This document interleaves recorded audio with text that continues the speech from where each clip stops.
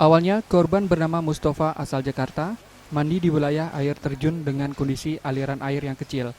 Namun tiba-tiba air yang cukup besar menghantam para wisatawan yang sedang mandi tersebut dan langsung terseret. Kuatnya arus air membuat korban tak bisa menyelamatkan diri dan juga tubuh korban yang cukup besar membuatnya kesulitan berenang.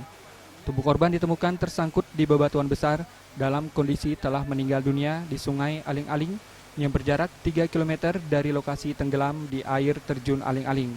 Warga sempat kesulitan untuk mengevakuasi tubuh korban yang cukup besar.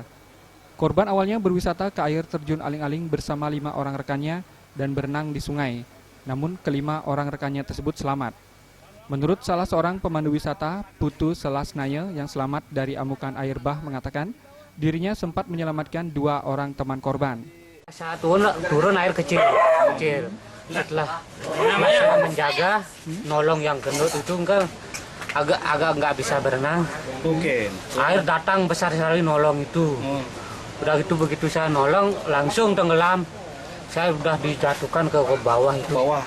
Nggak ingat apa-apa lagi. Begitu nolong dia itu. Jadi yang Mustafa ini hilang. Iya, hilang. Udah gitu nolong gua jaga ini lagi. Narik dia. Bapak yang nyelamatin Mustafa. Ini yang nyelamatin 2 orang. Yang mau nyelamatin Mustafa nih dari Indonesia. Iya. Jenazah korban langsung dibawa menggunakan mobil jenazah dari PMI dan pihak kepolisian masih melakukan penyelidikan terhadap kasus tewasnya Wisdom tersebut. Pandi Wismaya, Bali TV.